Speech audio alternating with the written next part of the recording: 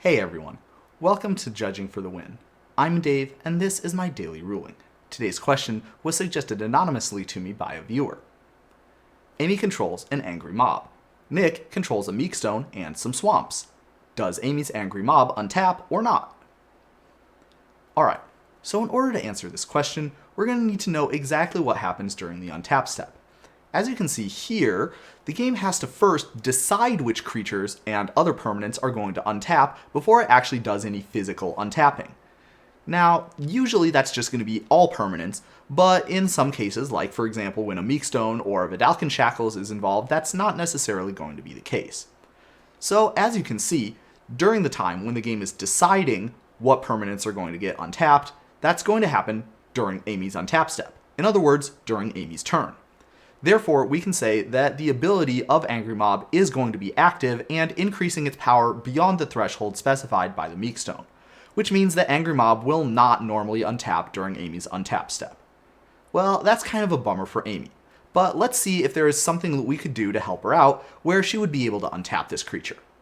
So the first thing that people might be thinking of is, well, maybe we could reduce its power with something like maybe a Shrink or something. And, that's a promising place to start, but there's a couple of really big obstacles that we're going to need to overcome if we want to do it that way.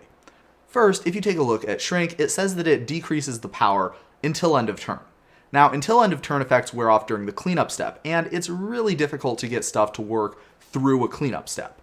The other issue, and the other idea that you might have is, well, maybe what we could do is we could play the Shrink during the untap step before the power is checked. And that's an interesting idea, except that you also don't get priority to play spells and activate abilities during the untap step, which means that it also would not be possible to play the Shrink during that time normally either. Now, I'm sure that there is a way that you could get through both of those obstacles and use the Shrink and have it still carry over until the untap step. If you think you have an idea for how that might be accomplished, definitely leave it in the comments, but you certainly would have to jump through some hoops in order to make it happen. So a way simpler idea would be to use something like, for example, a Seedborne Muse. As you can see, the Meekstone only prevents creatures with too high of a power from untapping during their controller's untap step. So if you had some sort of a way that you would be able to untap your creatures during another time, like with Seedborne Muse, then you would be able to untap during that time A-OK. So that would be a really simple way that you could get this one to work out. Another way, and my personal favorite, would be to use Dress Down. Now, Dress Down is a really cool card, but it doesn't seem like it would be super duper helpful to us for this specific situation. There certainly are some hurdles that we're going to need to overcome, and the first one deals with the fact that if you've ever played Dress Down with some of these star creatures, you know that that usually is not going to be a very good time. And the reason for that is because the default value for a star in a creature's power and toughness is going to be 0, which means that if the game cannot determine what the value for that star is supposed to be, then that's the value that it's going to use. So usually when you're playing Dress Down with some of those creatures that have an ability that sets their power and toughness, then you're not in for a good time, because without that ability, the creature's power and toughness is probably going to be 0-0. But if you take a very close look at the Angry Mob, you'll notice something extremely interesting.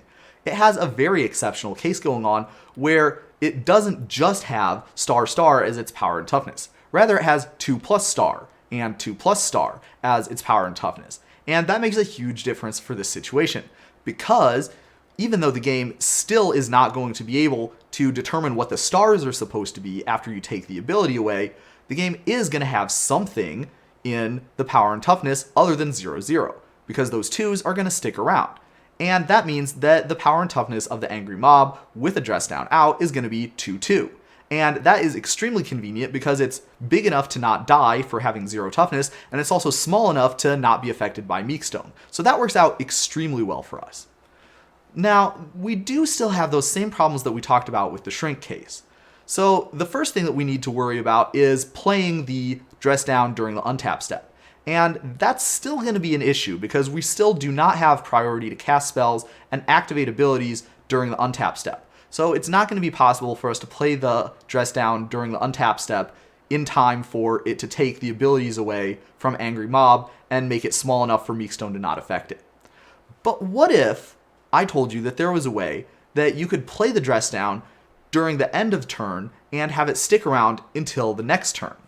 And so to see why that's possible, we're going to need to take a close look at the trigger condition on what dress down says. And it says that you sacrifice it at the end of turn. Now, unlike the untap step, the end of turn does not have this rule that says players don't get priority in it.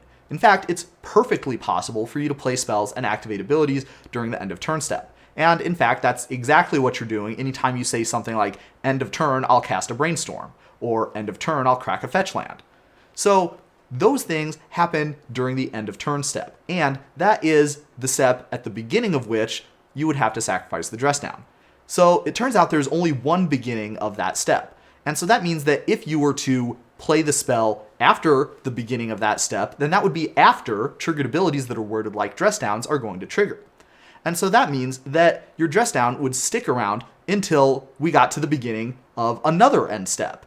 And so that would be exactly what we want, because ordinarily that would mean that it's going to be the next person's end step all the way at the end of that person's turn.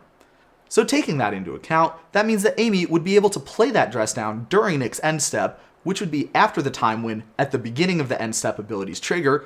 Then she would be able to have that dress down stick around through the entire rest of that end step and Nick's cleanup step and still be in play during her untap step. She wouldn't have to sacrifice it until her end step at the end of her turn.